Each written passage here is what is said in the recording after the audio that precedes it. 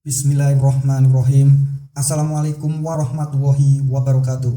Salam Om Swastiastu, Namo Buddhaya, salam kebajikan, salam sejahtera bagi kita semua. Salam bahagia Bapak Ibu guru hebat, guru penggerak. Perkenalkan, saya Saiful Ahwan, calon guru penggerak Angkatan 11 dari SMK Nusantara 1 Comal, Kabupaten Pemalang.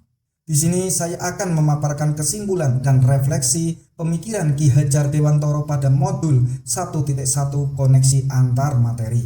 Pendidikan dan pengajaran tidaklah sama. Pengajaran merupakan bagian dari pendidikan. Menurut Ki Hajar Dewantoro, pengajaran adalah proses pendidikan dalam memberi ilmu untuk kecakapan hidup anak secara lahir dan batin. Pendidikan pada hakikatnya adalah menuntun atau memberi tuntunan terhadap segala kekuatan kodrat yang dimiliki anak agar ia mampu mencapai keselamatan dan kebahagiaan yang setinggi-tingginya, baik sebagai orang manusia maupun sebagai anggota masyarakat. Pendidikan menciptakan ruang bagi murid untuk tumbuh dan berkembang secara utuh sehingga dapat memuliakan diri dan orang lain dan memiliki kecakapan mengatur hidup tanpa tergantung pada orang lain. Apa yang Anda percaya tentang murid dan pembelajaran di kelas sebelum Anda mempelajari modul 1.1? Sebelum mempelajari modul 1.1, pembelajaran yang saya lakukan hanya mentransfer materi pelajaran saja. Saya menganggap ketuntasan dalam penyampaian materi lebih penting daripada memahami karakteristik murid. Biasanya saya hanya melihat nilai murid hanya dari aspek kognitif saja. Misalnya saat mereka mengerjakan soal berupa tugas atau ulangan harian. Jika nilai murid sudah mencapai KKM, dinyatakan bahwa pembelajaran sudah berhasil.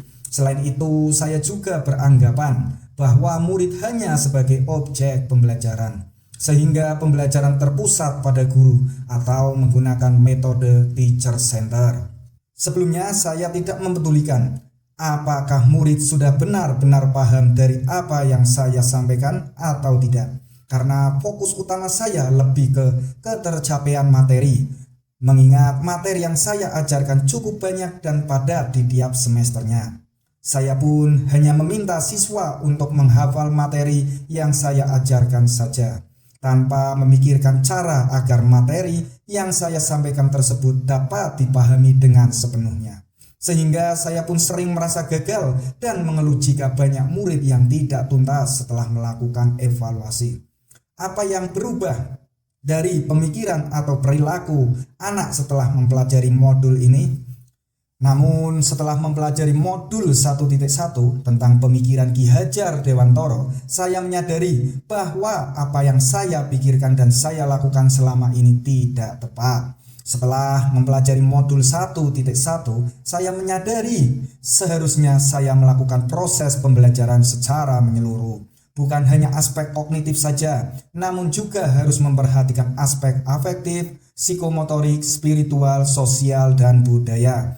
Murid bukan sebagai objek pembelajaran, melainkan sebagai subjek pembelajaran. Artinya, murid memiliki kebebasan dalam berekspresi, mengemukakan pendapat, berkreasi sesuai dengan metode atau model pembelajaran dan media yang tepat. Guru seharusnya sebagai fasilitator dalam proses pembelajaran. Guru pun harus ikhlas, penuh kesabaran dengan segala ketulusan hati, agar terwujud pembelajaran yang menyenangkan dan berpusat pada murid. Selain itu, saya harus mempelajari karakteristik murid, karena setiap anak dilahirkan unik dengan kelebihan dan kekurangannya masing-masing. Saya harus menghargai setiap karakter murid, berikan kesempatan mereka tumbuh dengan kodratnya. Apa yang dapat segera saya terapkan lebih baik agar kelas Anda mencerminkan pemikiran Ki Hajar Dewantoro? Yang dapat segera saya terapkan dalam pembelajaran di kelas antara lain merancang pembelajaran yang interaktif dan menyenangkan dengan melibatkan murid sesuai metode student center. Berikutnya, saya akan menerapkan pembelajaran abad 21 yang sesuai dengan pemikiran Ki Hajar Dewantoro, yaitu berpikir kritis, kreatif, komunikatif, dan kolaboratif, dengan berpegang teguh pada konsep memerdekakan anak.